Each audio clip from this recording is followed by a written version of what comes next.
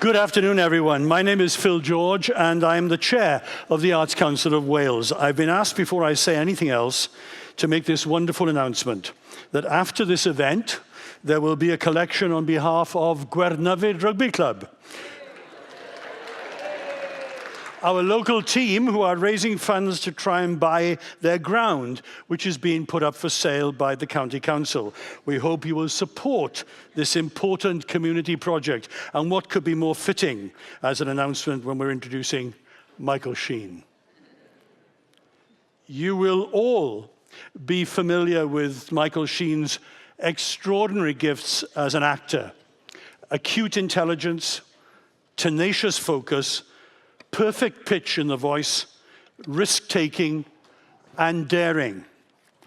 And he brings all those qualities to bear on his work as an activist, taking up social and political causes. But in the unforgettable Passion in Port Talbot in 2011, both in creative direction and in his transfixing 72-hour performance, we also saw those other qualities of solidarity, of tenderness and humor, of concern for the vulnerable, which have characterized his campaigning on the NHS, steel jobs, and other issues where human dignity and equality of respect are being challenged and sometimes neglected. Watching and working with Michael in the last few years, I've been struck by the way he sticks with people and goes on listening to them. He has a deep commitment to those in our industrial, post-industrial, and urban communities who have lost proper, secure jobs, seen their collective power drain away, and suffered declining public services. He is on a journey to understand new ways forward, new ways of building strength in community, and new ways of affirming our common humanity. We have much to learn from him. Ladies and gentlemen, brothers and sisters, to give the Aneurin Bevan Lecture 2017, please welcome Michael Sheen.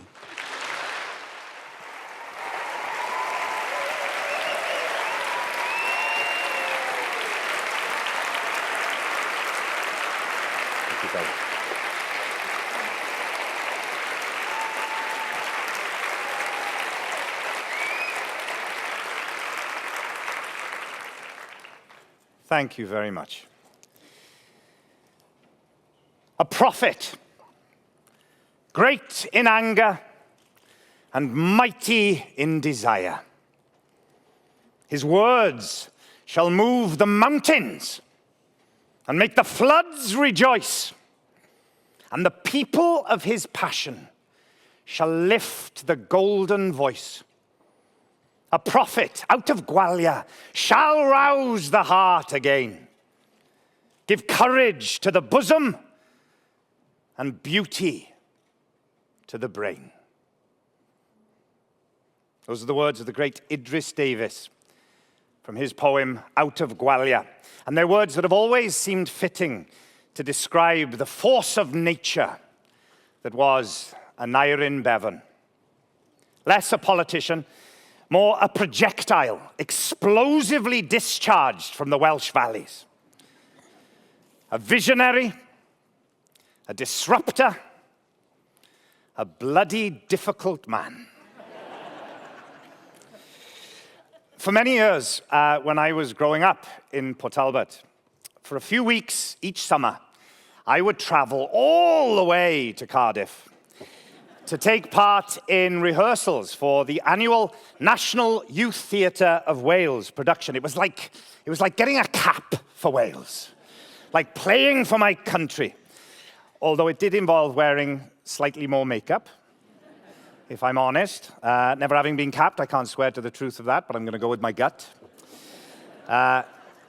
Anyway, in the city centre of Cardiff, there was a statue of the great man himself, Aneurin Bevan, stood there, captured forever, in a moment of dramatic gesture, pointing with fierce determination at the shops he now found himself surrounded by.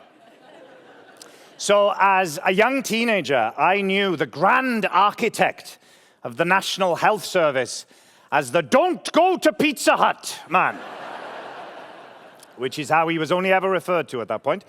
Now, at this point, I feel I should say there are, of course, many other fast food chains that I feel sure Aneurin Bevan, if he could but choose, would admonish you to avoid. Well, he still stands there today, dynamic and defiant, but thankfully my awareness of his contribution to the history of our nation has expanded a little more. Now, I'm no expert by any means, and I'm relatively new to this whole game of talking about politics and social issues and the like, but the NHS, what the hell is that all about? Healthcare for everyone, based on individual need and not the ability to pay, and free at the point of delivery. The audacity of it, the mind-boggling ambition of it, a truly socialist policy right at the very heart of the day-to-day life of everyone in this country. And next July, it will have occupied that revered place for 70 years. And it is loved passionately, with a ferocity of feeling that puts the fear of God into anyone who wants to mess with it. No wonder the Tories hate it. For them, every day since the 5th of July, 1948, it's been like a slap in the face on a cold day in Tredegar. From day one, there's been complaints about how much it costs. 70 years of trying to find ways around it, to take it apart secretly, with a bit of help from New Labour around the turn of this century. Of course, it can't be a full frontal attack. It has to be hollowed out from within, stretched beyond what it can cope with, demoralized and forced against the ropes. But it just keeps fighting back. Because the NHS will last as long as there are folk left to fight for it. Now, Bevan himself is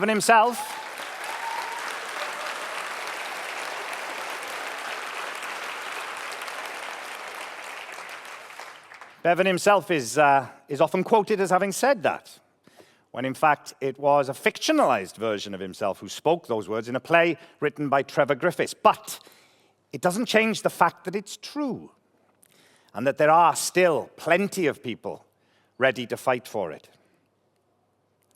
Because it stands for something. Everything we held dear, every value, every belief, every precious life was being threatened by the rise of fascism. Hitler and his Nazi army tried to crash over us like a tsunami of bigotry and ignorance and murderous hatred, and we stood together. Every single part of our nation, side by side, working for each other, giving what we could when it was needed, sacrificing for the greater good, bonded together in common purpose, and that common purpose triumphed. Love and unity conquered hate and division. And as we emerged from those dark days, a new Labour government sought to build on that experience of collective solidarity. Out of the slavering jaws of a nightmare, something truly beautiful was born. The vision of a new social compact that would embody the strength of a whole nation working together for the benefit of all. The lessons we had learned from that terrible war would now be applied to our hard-won and most precious peace. And as part of that wider vision of universalism put forth by the Attlee government of 1945, our National Health Service is a symbol of all that. those values, and all that they cost to champion them, lie deep in its DNA. And that is why the identity of this country is so closely tied to the health of our NHS. There is an interdependence between the people of this country and the National Health Service that holds all of those values that so many died to defend. Bevan said, Greek mythology had it that each tree was inhabited by a spirit called a dryad, I believe, which died when the tree died. The pit is to the mining village what the tree is to the dryad. When the pit dies, the village dies too. When the pit is ill, the village groans. Each is interwoven with the life of the other. Well, I suggest that the NHS is to this country what in Bevan's description the pit was to the village. The NHS is ill, and the country is groaning. And it cannot be coincidence that at the very same time a new, old spectre is haunting Europe. The spectre of fascism. That new social compact of 1945 wasn't just born out of the experience of the war. It was also a reaction to the hardships and suffering of the years leading up to it. Bevan said that he was haunted by the knowledge of the fine men and women whose lives were broken by the long years of unemployment and poverty that shadowed the Welsh valleys in those years between the wars. In 1919, just 2 years after the Russian Revolution, British Prime Minister David Lloyd George had admitted to the leaders of the Miners' Federation of Great Britain, the transport workers and the railwaymen, that if they were to strike, his government would be at their mercy. It seems the country was only spared a workers' revolution by those leaders not being prepared to take over the functioning of the state. The general strike of 1926 revealed the lengths this country would go to fight against the exploitative working conditions forced upon them in the pursuit of profit. The Great Depression particularly affected mining and other industrial areas with unemployment, low wages, and longer hours, all adding to the sense of social unrest. And so that new post-war collective vision was also a realization that the people of this country deserved better. They deserved greater protections and a fairer economic deal. And that, in turn, that would lead to a more cohesive, a more harmonious society. People would be happier. What's happened to that fairer deal? Where is that vision of unity and common purpose now? Why have dangerous and divisive voices that haven't had such sway since the last war been able to move out from the shadowy edges into the mainstream of political discussion? Why are some people so angry and so ready to be led by that anger? Because that vision that the NHS was born out of, that new, fairer social compact, that interdependence that was discovered through the sacrifices of war, it has been broken and it has been betrayed. One of the greatest failures of economic and political thought of the last 40 years has been the abandonment of humanity to the baser impulses of the market. Those impulses have broken beyond their national bonds and voraciously opened up entirely new global opportunities to massively fill the pockets of a few, while the rest are told that this will be good for everyone. Inequality has increased beyond anyone's imagining. And trust for those who should be in charge of keeping things fair has evaporated. A complacency must have set in somewhere. Bred, perhaps, by the very safety and security that our war against fascism had made possible. and that our new post-war social compact had tried to protect with its humane and people-centered vision. But eventually it just became too tempting. Once the blasts of war and the nightmare of the Nazis had faded far enough into the past, then all the benefits that safety and security had shored up on behalf of the people began to look all too much like glittering treasure, just waiting to be plundered. Instead of the many sacrificing for the greater good of all, the many became the sacrifice, all for the greater good of the few.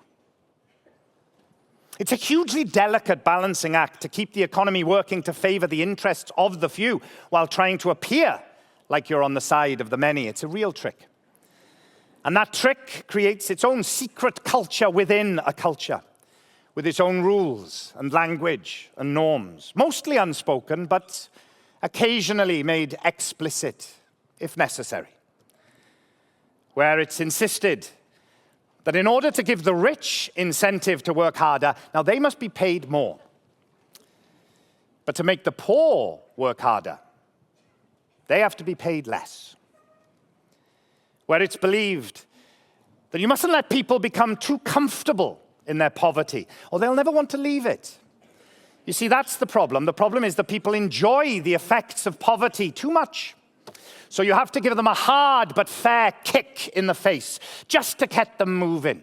I mean, good God, when the miners were striking in 1926 over cuts to their pay, even the king, George V, said, try living on their wages before you judge them. Where the benefits of a more flexible labor market, otherwise known as the gig economy, and a place of 0 hours contracts are in fact an invaluable strength.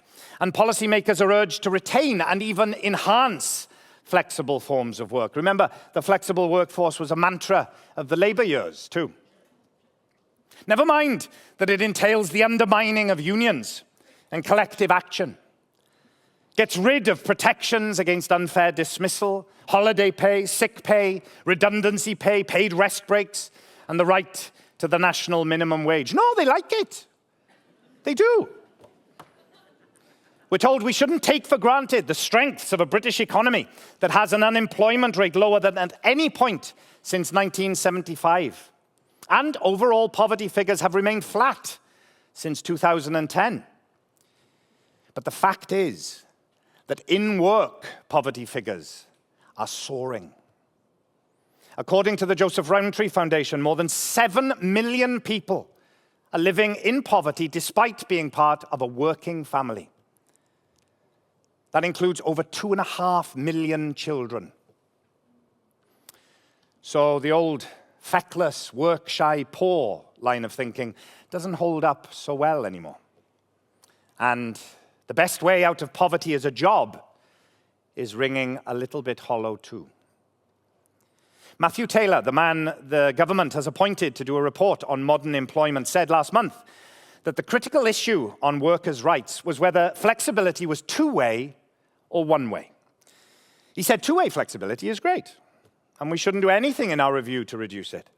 What we need to tackle is one-way flexibility, where people feel they have to be available for work, but are not guaranteed work.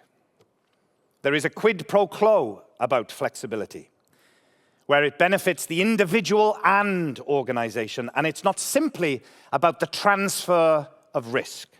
Because today, inequality is not just about a transfer of money from the poor to the wealthy. It's also about a transfer of risk from the wealthy to the poor. All the risk is heaped onto the unprotected by those who are the most protected. And it's a lot easier to do that when you don't have to walk down the same streets and look them in the face.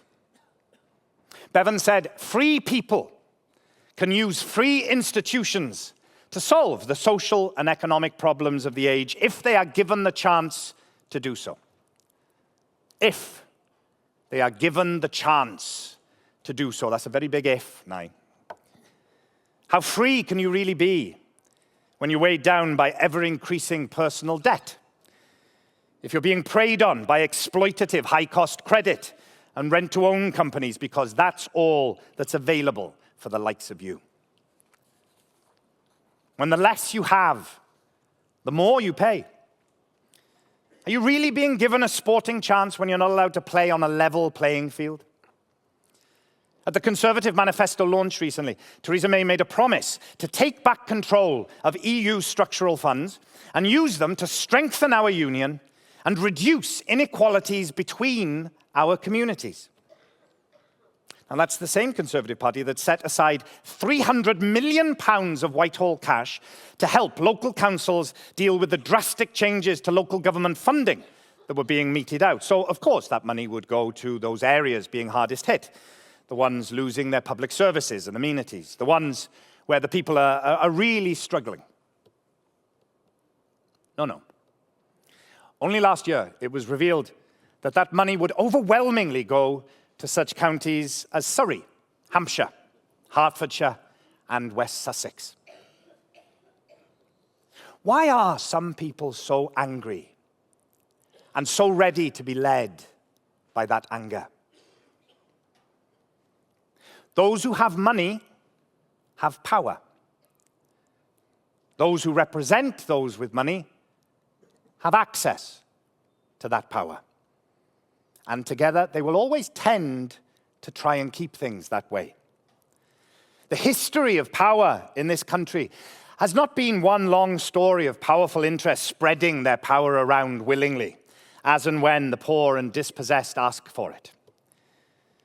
The Sutton Trust report of last year revealed that although only 7% of the population attended independent fee-paying schools, across all the top jobs in our country, they were massively overrepresented.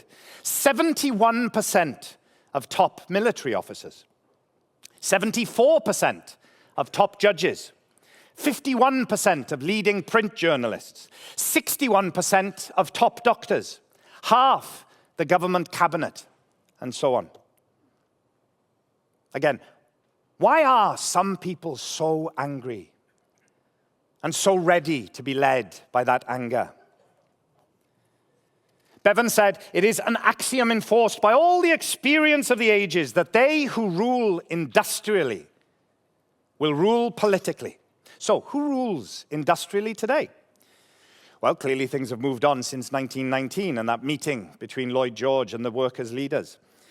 There was a similar scare in the 1970s when the National Union of Mine Workers was deemed to have become too powerful, and eventually led to Margaret Thatcher declaring all-out war on unions in general and the NUM in particular. The miners' strike of 84-85 became what looks, in retrospect now, like a final stand to defend not just meaningful representation for miners, but for workers generally, for the communities that they built, and for the very concept of togetherness that had given rise to that precious post-war vision of solidarity in the first place. Suddenly, there was no such thing as society. Since turning away from investing in the so-called real economy based on those great manufacturing industries of our past, we have increasingly turned towards the more rarefied and opaque world of the financial services industry, where the all-powerful and all-knowing market rules, where regulation is the great oppressor, and self-interest ultimately serves all. Well, the financial crisis of 2008 seemed to expose all the flaws inherent to those beliefs. Those same old baser motives of the market led to the pursuit of profits on an almost unimaginably avaricious scale. A combination of weak regulation, governmental blindness, and the willingness to reduce people to mere numbers on a spreadsheet, to be manipulated and exploited, meant that the Western economy almost came crashing down around our ears.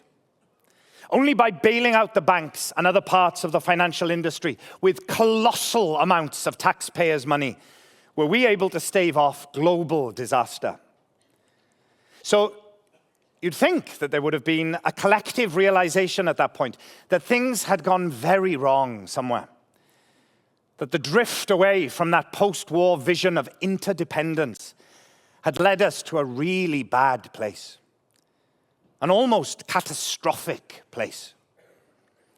And perhaps we should reevaluate the Thatcherite worship of market forces and the logic of capital and the restructuring of industry around ever more ruthless efficiency measures, regardless of how it affects actual people. Away from the attitude of what does it matter if people are having a hard time, if the economy is doing well. But you know what actually happened? Not that. What actually happened in this country was that Labour got the blame for spending too much. There was a general election where the Labour Party decided not to correct that total misunderstanding of what happened. They lost. The new government said that because of the deficit, we would have to be subjected to austerity measures, ranging from the grossly cruel and punishing to the mildly annoying and irksome, depending on which part of the country you live in. Then we got Brexit, then we got Trump, and then Theresa May said it might be a good idea to start putting workers on boards. And then she changed her mind about it. The past was erased. The erasure was forgotten. The lie became the truth. George Orwell, from 1984. When those at the top have a vision of society that has people at its heart, and that humane vision forms the basis of their policy, then that humanity spreads throughout the whole society. When those at the top see people merely as numbers, as votes, monetary units, commodities, figures on a chart, anything but living and breathing human beings who love and who hope and who suffer, then that dehumanization leaks out and trickles down and festers among us all like a poisonous mold. We perceive everything around us in terms of how it all relates to what we are in ultimate pursuit of. If I want to cut a package open and have nothing sharp to hand, I go into my kitchen and I start looking around for a knife. And as I move around the kitchen, I judge everything I see by its potential knifiness. Because of my particular aim, getting that package open, everything I see is reduced to whether it helps me achieve that aim or not. Regardless of how many other wonderful, useful qualities those things in my kitchen may contain, if they can't help me get that package open, they are of no use to me. Now, if my aim is purely to make as much profit as I can, to increase shareholder value above and beyond all else, if that is what everything around me incentivizes me to do, then how am I being encouraged to view you? How does that shape my relationship to the community around me? What am I helping to turn this country into? The Austrian psychotherapist Alfred Adler said, "It is the individual who is not interested in his fellow men, who has the greatest difficulties in life and provides the greatest injury to others. It is from among such individuals that all human failures spring." If you don't start with people, then you shouldn't start at all. Empathy, fellow feeling, compassion. No matter where we might end up, these must always be where we start from. If we can't begin by connecting with basic human experience, no matter what side of an argument we're on, no matter where our political allegiances lie, if compassion and empathy don't form the foundation of our decision-making progress, then how can any of those decisions be trusted? Now, this doesn't mean that there aren't really hard calls to be made around very difficult and very complicated issues. But it is a warning against making those decisions or forming those opinions by turning off our ability to empathize. No matter how justified our feelings of anger, no matter how keen our sense of betrayal, because compassion is not something we can switch on and off. Anything that involves human beings anywhere should concern us. Now, how we respond to those concerns depends on all kinds of things, how it relates to our priorities, whether we can actually be effective, whether or not it's appropriate to respond at all. But if we don't at least begin from a place of empathy and compassion, no matter who it affects, no matter where they may come from, then where's our cutoff point? Maybe it starts with a different country, but then where's next? Different part of our own country? Different town? Street? A different family member? The saying, charity begins at home, doesn't mean that we should only be charitable to our nearest and dearest, which of course means it's not charity at all. It means that we develop our capacity for compassion by giving and receiving it to those we already love. So then we can take it out into the world and practice compassion beyond the confines of our own front door. Now, empathy is difficult. It needs encouragement. It needs support. To imagine a day-to-day life in circumstances other than our own is not easy. To dare to travel beyond our own personal borders can be a frightening thing. What we already know makes us feel safe.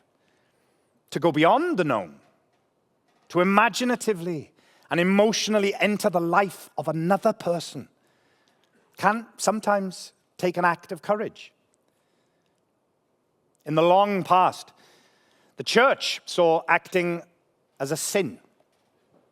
For attempting to persuade others that they could inhabit multiple lives, they were performing an act of blasphemy. God has given us one soul, they said. To pretend otherwise is heresy, a transgression. But it is that same imaginative transgression that is the source of empathy. To look out from behind the eyes of another, just for a moment, and be forever changed by it. That is how we connect. That is how we build bridges between our separated lives. That is how we unite division.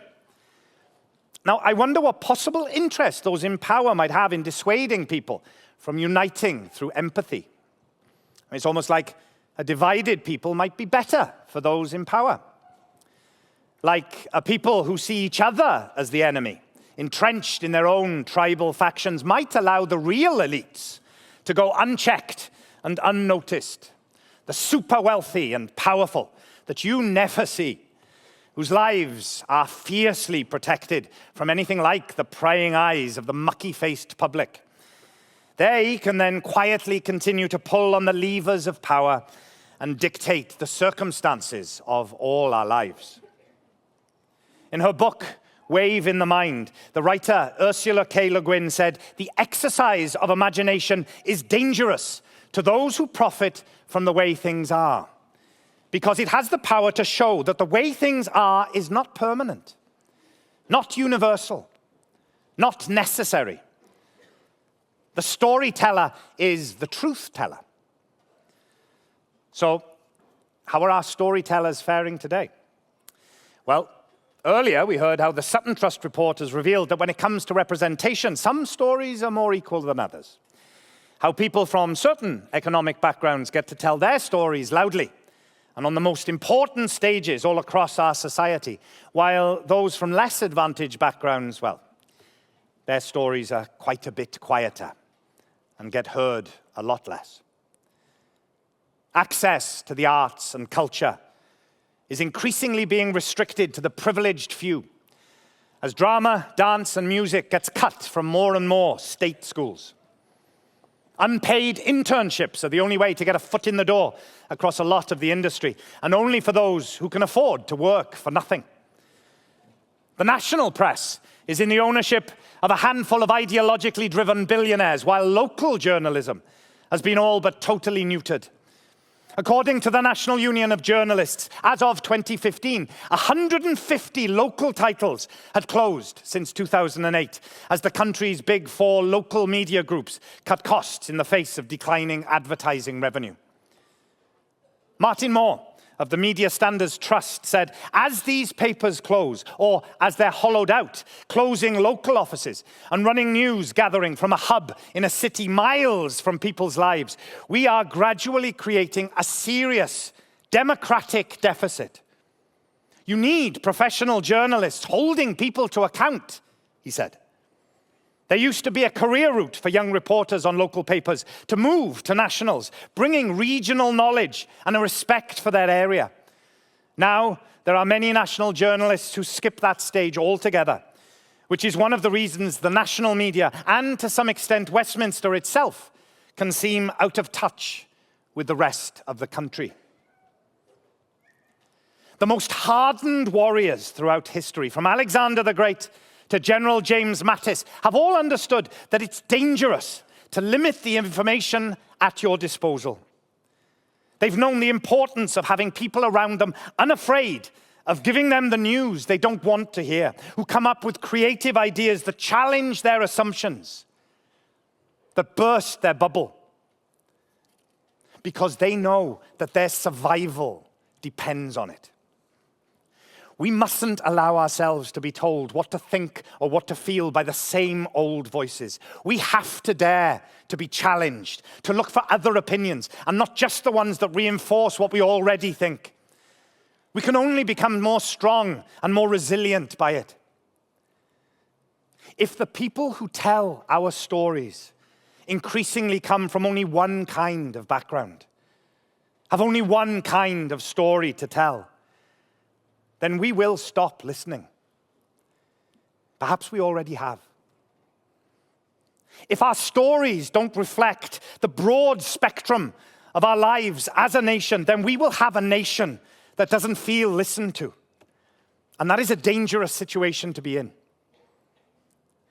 Bevan said that a political leader in a democracy must articulate the wants, the frustrations, the aspirations of the masses. Their hearts must be moved by his words. So his words must be attuned to their realities. The NHS didn't spring from the mind of one man fully formed. It wasn't conjured up by a committee in some metropolitan office HQ. Fundamental to an understanding of why the National Health Service has worked so well and for so long is recognizing that it emerged from a model rooted in the realities of a local community. That model was the local community self-help scheme run by the Tredegar Workmen's Medical Aid Society. Every part of that community had come together to address their very real needs and to find a workable solution. Out of this, they established the Tredegar Park Cottage Hospital. Funding came from all over Tredegar, local industry and employers, donations from individuals, and public donations. But above all, it came from the men employed in the pits, who agreed to have money from their wages deducted each week to keep it maintained. And Bevan was its management committee's chairman. The principle of universal donation during fitness, for universal provision during illness, grew out of the realities of that Tredegar community and went on to become what has been described as the most far-reaching piece of social legislation in British history.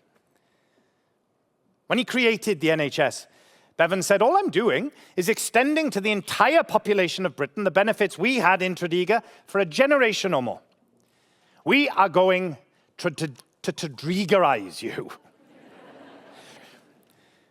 The NHS was innovative and it was visionary, but above everything else, it grew out of the real experiences of people.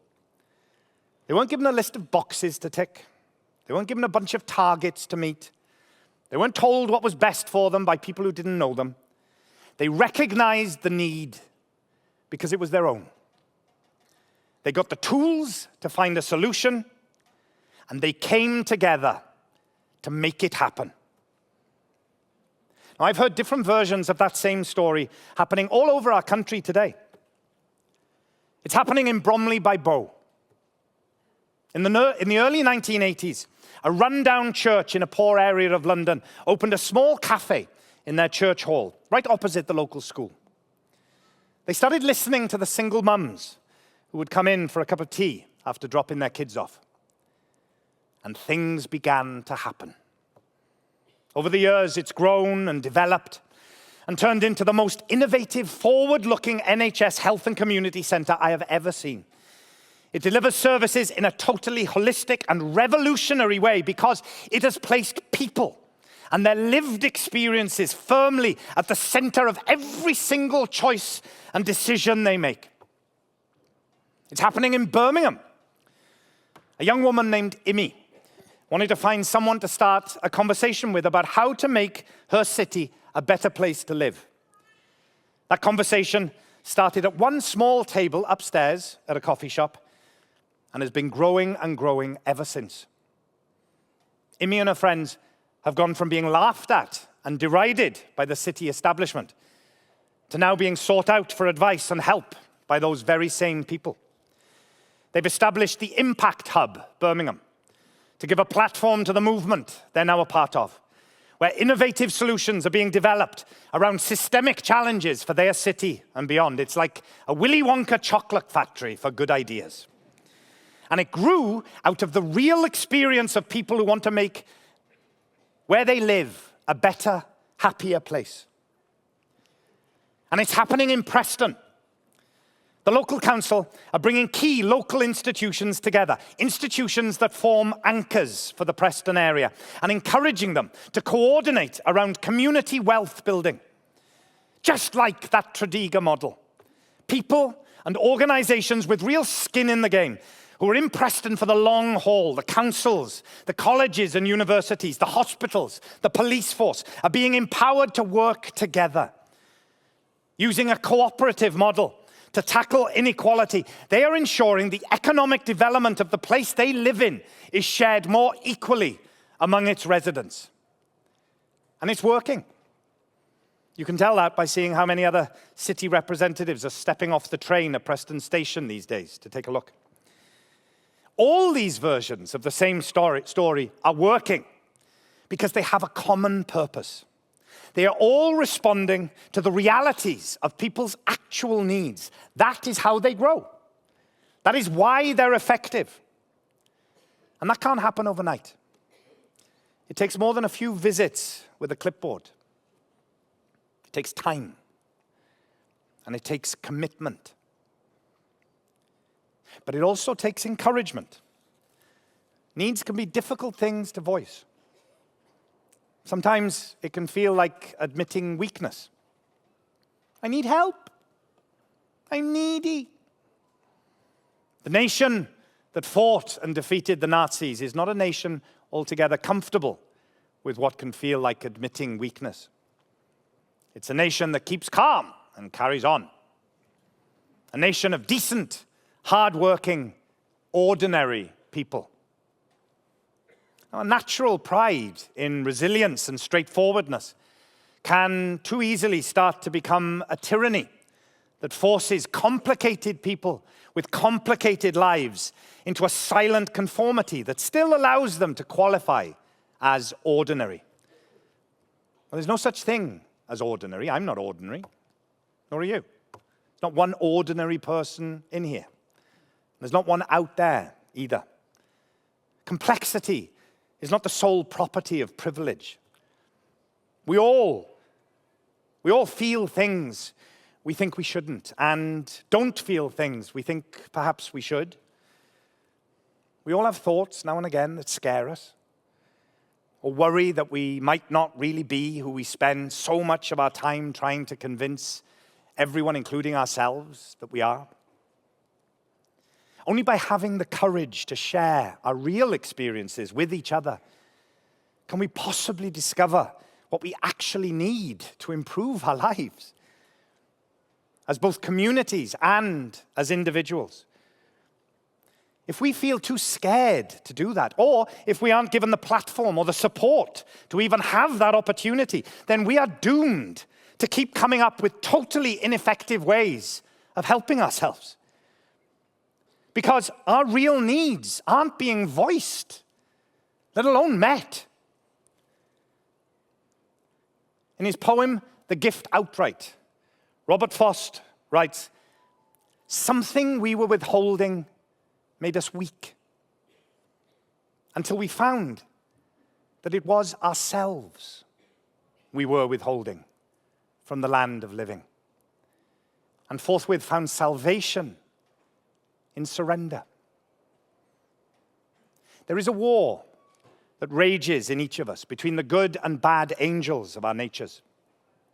I mean, who here never feels greed or selfishness or prejudice or resentment? The knowledge of our own inner impurity can sometimes be too much. It can shame us into silence and denial. Even, perhaps, drive us on to accuse others of the very things we fear we may be silently hiding within ourselves. In punishing others, we punish ourselves.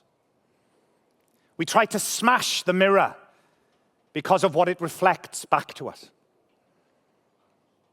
Because of our own fears, so much of us still lies undiscovered. Whole communities, and so many people within those communities waiting, undiscovered. They're not ordinary people. This is not an ordinary country. But it may be an undiscovered country. Potential waiting to be unleashed. Energy waiting to be channeled. Frustration waiting to be made feel useful. Thankfully, we are not our own worst parts. In fact, if we can have the courage to own those parts of ourselves, to enter that undiscovered country and give voice to what has been too long neglected, then perhaps those very same things that too often shame us into silence or blame can instead become what brings us together. They can become the very things that allow us to connect. They can be what we use to guide us back to that common purpose and that shared vision that Aneurin, Bevan, and the people of Tredegar created our beautiful National Health Service out of. Because people are not knives, and people are not mirrors. People are the center. People are the heart. People are the reason, first and last. They are the ones that populate the undiscovered country. And that is where our future lies. Nothing about the future is fixed. It is the choices we make today that create the inevitabilities of tomorrow. We can shape our future, not just be shaped by it, but only if we do so by choice. We can choose to put people back at the heart of it. We can choose an economy that rewards responsibility, not greed. A social economy that grows at the service of the community. We can choose to share the wealth that economy creates more equally. We can choose to give communities more control over their own needs. And like Tredegar all those years ago, help point us the way to effective solutions for all. We can choose to make sure that everyone, no matter what their background, no matter what school they want to, no matter what their story, we can choose to give the opportunity to them to lift the golden voice, to move those mighty mountains and make those floods rejoice. God bless Aneurin, Bevan, and God bless the National Health Service. Thank you.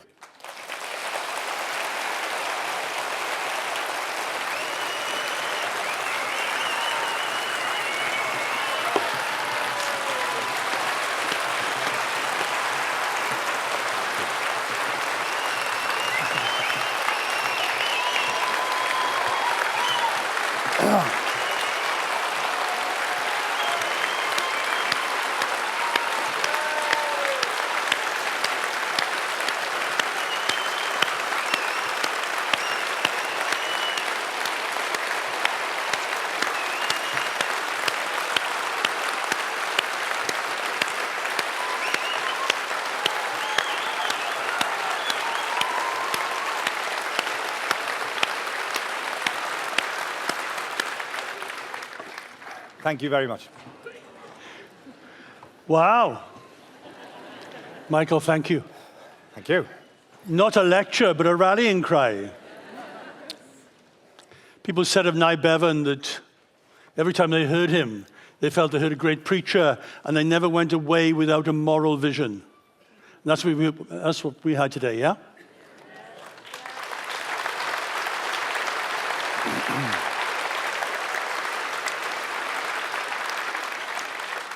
So God knows we've only got 10 minutes to talk. Sorry. And there need to be a couple of questions from the room also.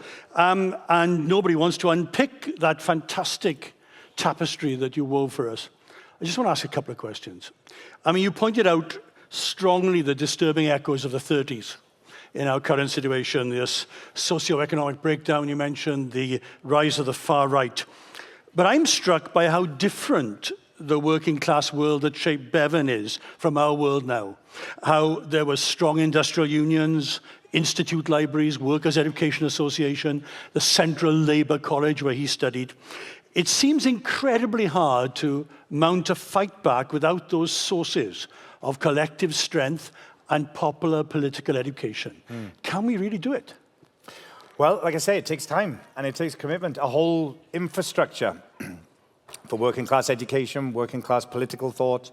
You know, that whole infrastructure has broken down. And so the idea of being able to build something up again is daunting, you know. But I think, as we'll see, for those of you who stay for the next session, a political movement like the one that Senator Sanders was able to get going in America, you know, is possible to begin. But it does take, you know, like I said, it can't be through organizing things from some central HQ. You know, it has to be a movement. And part of what is unpredictable about a movement is that you can't control that movement necessarily. It has to come from people. So I think, you know, that after the last general election, I remember, you know, a lot of talk amongst the Labour Party about we have to go back to grassroots. We have to go back to a bottom-up rather than top-down way of dealing with things. And, you know, that takes time.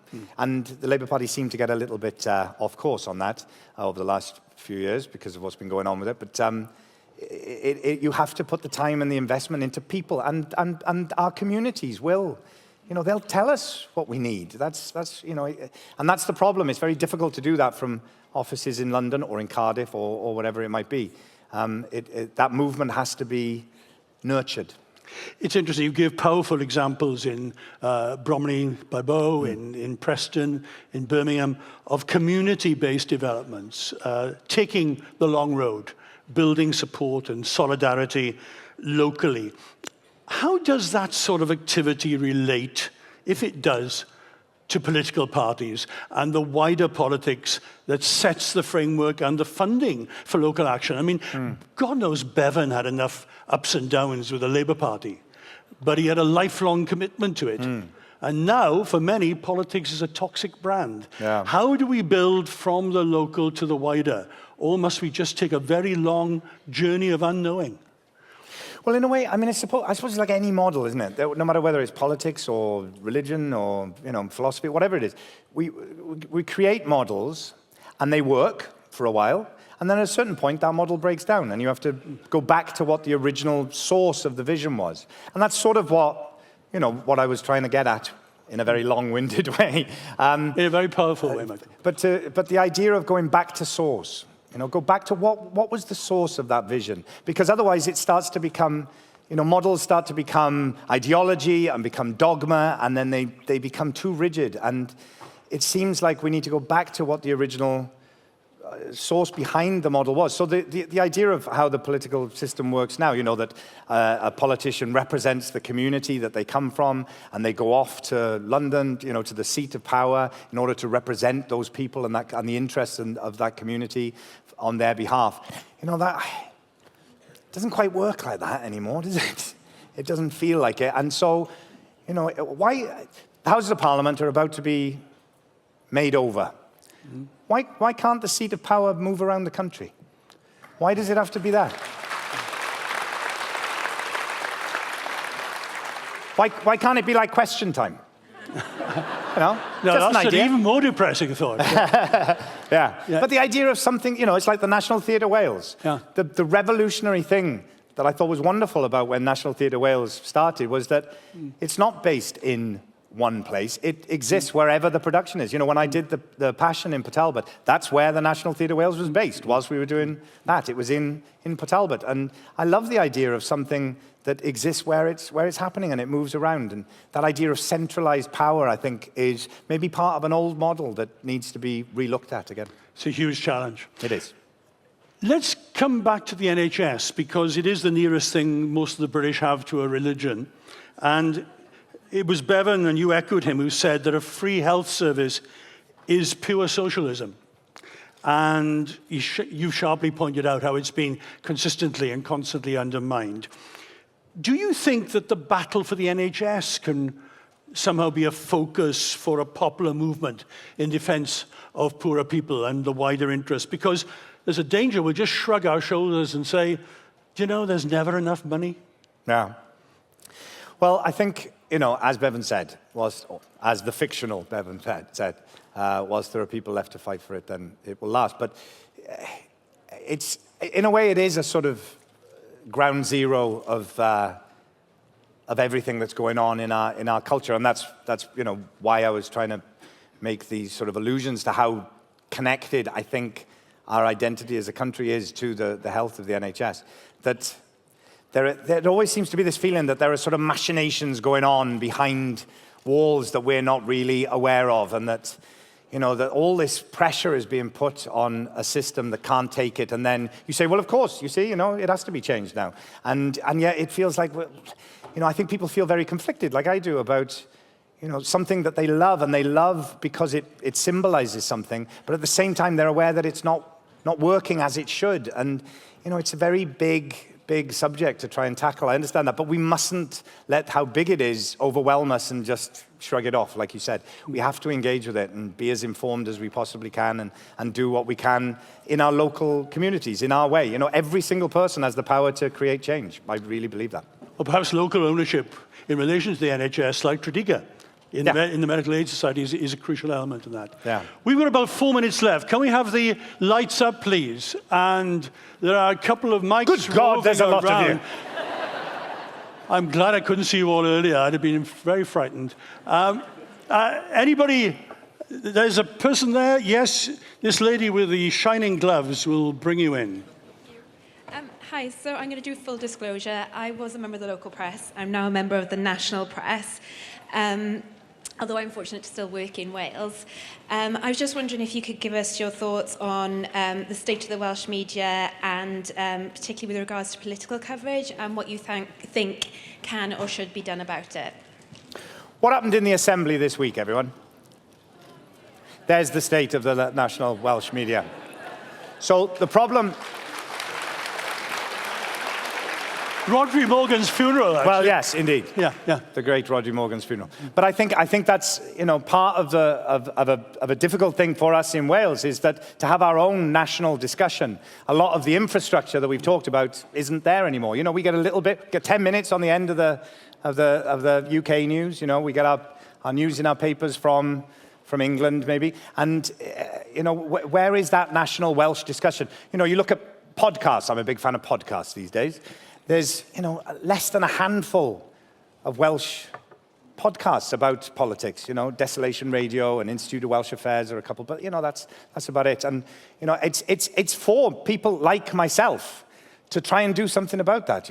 That's what I intend to do. I want to be able to be part of a new movement, building up the ability for us in Wales to talk to each other about what's going on in our country, and know what's happening, and listen to people, and build that up again with all the local papers, and the ability for us to see ourselves, reflect ourselves back to each other, so that we can imagine what we can be. If we can't imagine it, we can't become it. And so we have to build up that infrastructure, whether it's in terms of the press, the local press, the Welsh national press, or within our cultural arts as well. It's great that the creative industries are really developing within Wales now, but we've got to build up our own native content as well. I know that the BBC got told off last year for how little Welsh content there was, and when there was stuff in it, it was usually because someone had been murdered. But, so obviously there's a long way to go. And we've got to grab the moment by the horns as well, and when people are feeling like, oh, well, we have to do a bit more for Wales, then give it to them. One last quick question, because I will get kicked out, as will you. So I see it coming. It's got to be a quick one, I'm afraid. We've got a minute left. Yes, there?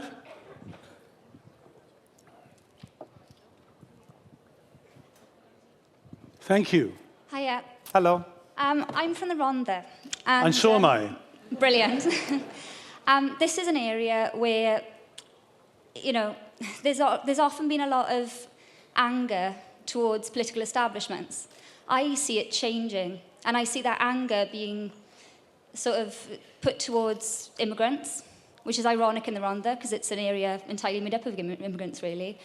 How can we beat that? How can we fight that and get the anger working towards the right people again? Very short answer, I think. Yeah.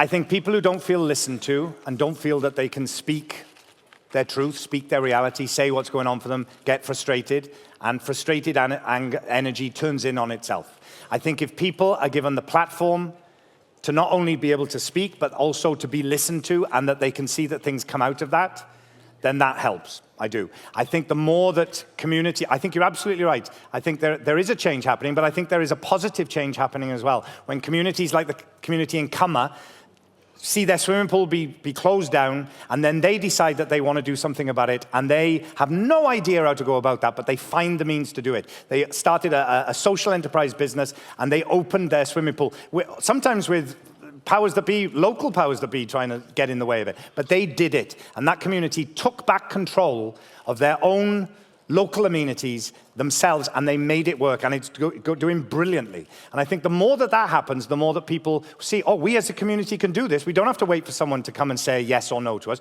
We can take this on ourselves, and the tools are out there to be able to do that. Working through social enterprise, working through cooperatives, community share schemes, all these kind of things, they're out there, but they have to be empowered. People have to be empowered and given those tools and supported in it so that they can take it on themselves. And I think the more that happens, I genuinely believe that people will move in a more tolerant, more open, and more loving way. Let's keep the flame aflame. And thank you all very much indeed. Will you give your final thank you to Michael Sheen? Thank you. Thank you. Thank you. Cheers. Oh, thank you very much.